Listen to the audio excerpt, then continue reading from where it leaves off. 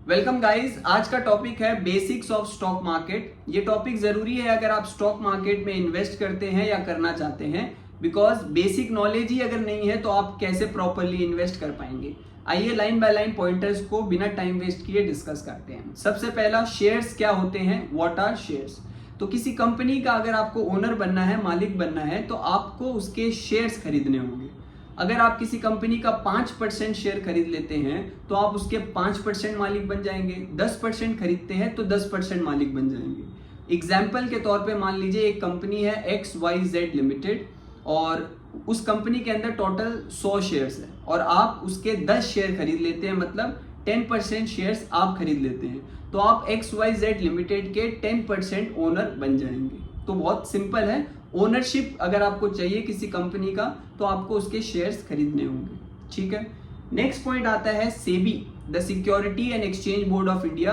ये stock market का principal आप बोल सकते हैं और रेगुलेटर बोल सकते हैं। मतलब कि जैसे रिजर्व बैंक ऑफ इंडिया सारे बैंकों को रेगुलेट करता है ना, वैसे स्टॉक मार्केट की एक्टिविटी को सेबी रेगुलेट करता है। तो आपको ये ध्यान रखना है कि अगर आप किसी से स्टॉक की कोई टिप लेते हैं, कोई एडवाइस लेते हैं कि कौन सा शेयर खरीदना चाहिए, नहीं खरीदना चाहिए, तो वो बंदा सेबी के अंदर रजिस्टर्ड होना चाहिए। सेबी रजिस्टर्ड एनालिस्ट या SEBI registered RA research adviser होना चाहिए। अदरवाइज आप हर किसी के बातों में ना आए। दूसरा है कि कोई आप ट्रेडिंग प्लेटफॉर्म या कोई इन्वेस्टमेंट के लिए एप्लीकेशन डाउनलोड करते हैं अपना पैसा इन्वेस्ट करने के लिए, तो वो भी प्लेटफॉर्म एक सेबी रजिस्टर्ड प्लेटफॉर्म होना जरूरी है। ठीक है। नेक्स्ट पॉइंट जो आता है वो है प्राइमरी मार्केट और सेकेंडरी मार्केट। ये दो वर्ड आप सुनेंगे स्टॉक मार्केट के अंदर।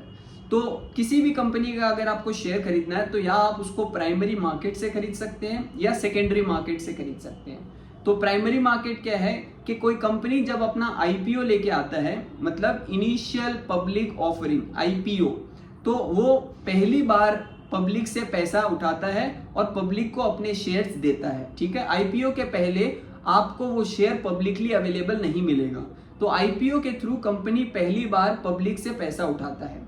ठीक है। तो आईपीओ में अगर आप अप्लाई करते हैं और अगर आपका आईपीओ लग जाता है और आपको शेयर्स मिल जाते हैं उस कंपनी के, तो हम उसको प्राइमरी मार्केट बोलते हैं। ठीक है। अब एक बार आईपीओ आ गया तो कंपनी का शेयर अब स्टॉक मार्केट मतलब स्टॉक एक्सचेंज पे अवेलेबल हो जाएगा। आप गूगल करेंगे तो आपको मिल जाएगा।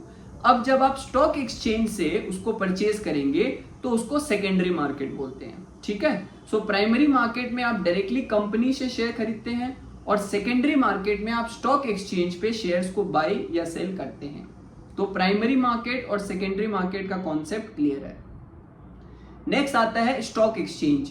इंडिया में आप दो स्टॉक एक्सचेंज को जो है नाम ज्यादा सुनते हैं, ऐसे तो और भी रीजनल स्टॉक एक्सचेंज है, बट दो ऐसे स्टॉक एक्सचेंज है जिसका हम नाम बहुत सुनते हैं। पहला national stock exchange, short form है NSE। दूसरा है Bombay stock exchange, short form है BSE। ठीक है। तो ये दो ऐसे स्टॉक एक्सचेंज है जहां पे हम शेयर्स को बाय या सेल कर सकते हैं। तो आप सिंपल बोल सकते हैं ये एक ऑनलाइन प्लेटफॉर्म है जहां पे आपको दिखेगा कि आप सारे बायर्स और सेलर्स वहां आते हैं और अपना शेयर्स जो है सेल या परचेज करते हैं। तो ये एक वो प्लेटफॉर्म है, मान लीजिए आपको किसी कंपनी के 100 शेयर्स खरीदने हैं, तो आपको 100 शेयर्स खरीदने हैं, बट कोई 100 शेयर्स बेचने वाला भी तो होना चाहिए। तो ये जो डिमांड एंड सप्लाई का जो कनेक्शन है, बायर और सेलर के बीच का जो कनेक्शन है, ये आपको स्टॉक एक्सचेंज प्रोवाइड करता है। ठीक है। तो स्टॉक एक्सचेंज में BSE और NSE दो नेशन वाइड स्टॉक एक्सचेंज होते हैं। पांचवा पॉइंट आता है निफ्टी और सेंसेक्स। ये दो वर्ड आपने बहुत सुना होगा कि निफ्टी आज गिरा हुआ है, सेंसेक्स गिरा हुआ है, या निफ्टी आज बढ़ा हुआ है, सेंसेक्स बढ़ा हुआ है। तो ये क्या है निफ्टी और सेंसेक्स? देखिए, नेशनल स्टॉक एक्सचेंज और बॉम्बे स्टॉक एक्सचेंज पे लगभग सारी कंपनीज जो है इंडिया में लिस्टेड है। ठीक है। इन दोनों स्टॉक एक्सचेंज पे आपको मिल जाएंगे उन कंपनी का शेयर्स। अब 1000-2000 कंपनीज का जो शेयर का परफॉर्मेंस है वो ट्रैक करना बहुत डिफिकल्ट है कि कौन सा कंपनी आज ऊपर जा रहा है, कौन सा कंपनी नीचे जा रहा है, क्योंकि इतनी सारी कंपनियां हैं। ठीक है। तो इन दोनों स्टॉक एक्सचेंज ने क्या किया, एक सैंपल क्रिएट किया है, एक छोटा सा बास्केट क्रिएट किया है। मतलब कि जैसे नेशनल स्टॉक एक्सचेंज NSE ने क्या किया कि उसके अंदर में जितनी भी कंपनीज लिस्टेड है उसका एक टॉप 50 का सैंपल बनाया है। टॉप 50 कैसे सेलेक्ट किया? बाय मार्केट कैपिटलाइजेशन या मार्केट वैल्यू में, आप आम भाषा में समझिए कि जिसका मार्केट वैल्यू ज्यादा है उन टॉप 50 कंपनीज का एक बास्केट बना दिया, उसको नाम दे दिया निफ्टी 50, उसको नाम दे दिया निफ्टी 50। तो अब वो जो निफ्टी 50 है, मतलब वो 50 कंपनी जो है वो एक सैंपल बन गया पूरे नेशनल स्टॉक एक्सचेंज का या इंडियन स्टॉक मार्केट का। अगर वो 50 कंपनी ऊपर जाते हैं तो इससे ये पता चलता है कि भारत की जो मेजॉरिटी कंपनीज है वो आज ऊपर जा रहे हैं। अगर निफ्टी 50 नीचे जाता है तो इससे ये हम बता सकते हैं कि भारत की जो टॉप 50 कंपनीज है या फिर भारत की जो मेजॉरिटी कंपनीज है उसका भाव आज नीचे है। तो वो एक इंडिकेटर है। तो क्या निफ्टी ऊपर जाएगा तो क्या आपका शेयर्स भी ऊपर जाएगा? जरूरी नहीं है। अगर आपका शेयर उस निफ्टी 50 के अंदर है तो आपका भाव भी ऊपर जाएगा। बट अगर आपने कोई एक ऐसा शेयर लेके रखा है जो निफ्टी 50 में नहीं है तो हो सकता है निफ्टी 50 ऊपर जा रहा है बट आपका शेयर नीचे भी जा सकता है। ठीक है, तो ये सेंसेक्स क्या है फिर? तो जैसे मैंने बताया नेशनल स्टॉक एक्सचेंज का टॉप 50 कंपनी से निफ्टी 50 बना, वैसे ही सेंसेक्स जो है, वैसे ही जो बॉम्बे स्टॉक एक्सचेंज है उसके ऊपर में उन्होंने भी एक सैंपल बनाया 30 कंपनी का। ठीक है, तो सेंसेक्स के अंदर 30 कंपनी का बास्केट है और निफ्टी के अंदर 50 कंपनी का बास्केट है। तो ये दोनों इंडेक्स जो है वो इंडिया के स्टॉक मार्केट का एक तरीके से इंडिकेटर है कि हाँ सेंसेक्स ऊपर है या फिर निफ्टी ऊपर है। इसका मतलब है भारत की जो मेजॉरिटी कंपनीज है वो आज ऊपर के साइड में है। ठीक है, अब ये बनाने का क्या फायदा निफ्टी 50 का या सेंसेक्स 30 का? इसका फायदा ये है कि इससे हमको परफॉर्मेंस पता चलेगा। मतलब कि मान लीजिए आप आज स्टॉक मार्केट में इन्वेस्ट करते हैं और साल भर के बाद में आपने देखा कि आपने 8% का रिटर्न कमाया है। ठीक है, आपने इन्वेस्ट किए शेयर्स में और आपने 8% का रिटर्न कमाया, और जब बाद में पता चला कि जो निफ्टी 50 है उसमें अगर आप इन्वेस्ट करते तो आपको 12% का रिटर्न मिलता। तो आपने परफॉर्मेंस अच्छा किया या नहीं किया ये आप कैसे पता चलेगा? जब आप किसी से कंपेयर करोगे तो उस कंपैरिजन में हेल्प करता है निफ्टी 50 और सेंसेक्स 30। ठीक है, वैसे ही म्यूचुअल फंड्स कंपनीज जितने भी हैं वो भी अपना परफॉर्मेंस देख सकते हैं कि किसी म्यूचुअल फंड ने काम अच्छा किया या बुरा किया। कैसे पता चलेगा? अगर उन्होंने निफ्टी 50 जो टॉप 50 कंपनीज है उनका जो रिटर्न्स है उसके बराबर का उससे ज्यादा का अगर रिटर्न दिया है तो इसका मतलब है वो म्यूचुअल फंड ने अच्छा परफॉर्म किया है। बट उसने अगर निफ्टी 50 से कम अगर रिटर्न दिया है तो फिर क्या फायदा इतनी मेहनत करने का? हम डायरेक्ट निफ्टी 50 में ही इन्वेस्ट कर देते। तो ये है निफ्टी 50 और सेंसेक्स 30। आई होप ये आपको क्लियर है। नेक्स्ट आता है डीमैट अकाउंट। अब ये डीमैट अकाउंट क्या है? जैसे आपको बैंक में अकाउंट खुलवाना पड़ता है अपने पैसे जमा कराने के लिए, तो आपका कितना पैसा बैंक में जमा है, उसका क्या बैलेंस है, उसके लिए आपको एक अकाउंट नंबर दिया जाता है। वैसे ही आपका किस कंपनी में कितना शेयर्स है, कितना शेयर होल्डिंग है, कौन कौन से शेयर्स आपने ले रखे हैं, इसका कुछ तो रिकॉर्ड होना चाहिए। तो इसीलिए आपको एक यूनिक नंबर दिया जाता है जिसको बोलते हैं डीमैट अकाउंट नंबर।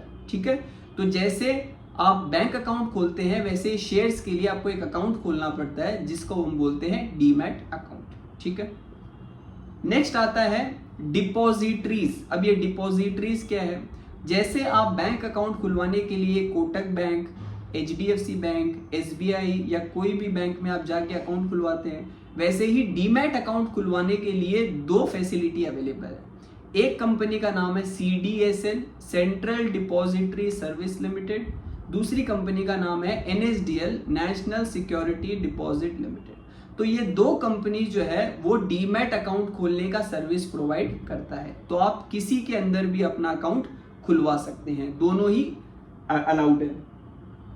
नेक्स्ट आता है बुल मार्केट और बेयर मार्केट। ये भी आप सुनेंगे काफी स्टॉक मार्केट में, बुल मार्केट और बेयर मार्केट। बुल मार्केट का मतलब होता है जब मार्केट के जो सेंटिमेंट्स है वो बहुत अच्छे हों, सबको ही लग रहा है कि स्टॉक मार्केट ऊपर जाएगा, काफी लोग जिसको मिलो वो पैसे इन्वेस्ट करना चाहता है। तो जब भी मार्केट ऊपर की तरफ हो, लोगों का सेंटीमेंट ऊपर की तरफ हो, ज्यादा से ज्यादा लोग इन्वेस्ट करना चाहते हैं, तो उस मार्केट को बुल मार्केट बोलते हैं। और जब लोगों का इमोशंस जो है स्टॉक मार्केट को लेके वो खराब हो जाए, जब शेयरों के दाम गिरने लगे, जब मार्केट डाउन हो तो उसको हम बेयर मार्केट बोलते हैं। जैसे इंडिया में जो अभी करेंटली जो मार्केट चल रहा है वो एक बेयर मार्केट का फेज है, जहां पे इन्वेस्टर का जो सेंटिमेंट है वो कमजोर पड़ता जा रहा है और स्टॉक मार्केट का भाव भी गिरते जा रहा है। तो बुल मार्केट और बेयर मार्केट क्लियर है। नेक्स्ट आता है कि जब स्टॉक मार्केट में आप इन्वेस्ट करोगे तो उसको दो तरीके से आप इन्वेस्टमेंट कर सकते हैं, फंडामेंटल एनालिसिस करके या फिर टेक्निकल एनालिसिस करके। देखिए, एक तो ये है कि आप किसी सेबी रजिस्टर्ड रिसर्च एडवाइजर से मिले, उनसे स्टॉक के बारे में पूछें कि आपके पैसे को कहाँ कहाँ इन्वेस्ट करना है, तो वो आपको बता देंगे।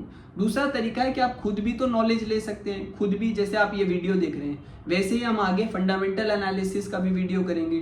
तो आप उन वीडियो से सीख के, फंडामेंटल एनालिसिस सीख के, टेक्निकल एनालिसिस सीख के खुद भी इन्वेस्ट कर सकते हैं। तो नॉलेज लेके आप खुद भी इन्वेस्ट अगर करना चाहते हैं तो उसको हम फंडामेंटल और टेक्निकल एनालिसिस बोलते हैं। फंडामेंटल एनालिसिस जो होता है उसमें आप स्टॉक मार्केट के अंदर जो शेयर्स अवेलेबल है उन शेयर्स का एक एनालिसिस करते हैं। जैसे आपको रिलायंस इंडस्ट्रीज का शेयर्स खरीदना है तो आप देखते हैं कि रिलायंस इंडस्ट्रीज का परफॉर्मेंस कैसा है, उसके एनुअल रिपोर्ट्स को जाके चेक करेंगे, उसका सेल्स चेक करते हैं कि वो बढ़ रहा है कि नहीं, उसका रेवेन्यू चेक करेंगे, उसका प्रॉफिट चेक करेंगे कि वो बढ़ रहा है कि नहीं, उसका फ्यूचर के बिजनेस चेक करेंगे कि उसके आगे के क्या एक्सपेंशन प्लान है, गवर्नमेंट की पॉलिसीज चेक करेंगे, उसके रेशियोज को चेक करेंगे।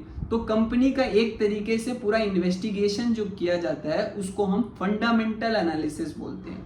दूसरा आता है टेक्निकल एनालिसिस, मतलब कि आप स्टॉक मार्केट के अंदर क्या होता है, जब भाव ऊपर नीचे होता है तो उसके कुछ प्लेटफॉर्म्स है, कुछ पैटर्न्स बनते हैं, मतलब कुछ चार्ट वगैरह क्रिएट होता है। भाव पिछले 5 साल 10 साल या पिछले 6 दिन 5 दिन का जो भाव होता है उसके कुछ पैटर्न्स बनते हैं। तो उस पैटर्न्स को, चार्ट्स को देख के आप ट्रेंड एनालिसिस करके जब इन्वेस्टमेंट करते हो तो उसको हम टेक्निकल एनालिसिस बोलते हैं, जो कि हम आगे के वीडियोस अगर बनाएंगे तो आप उनको देख के सीख सकते हैं। ठीक है।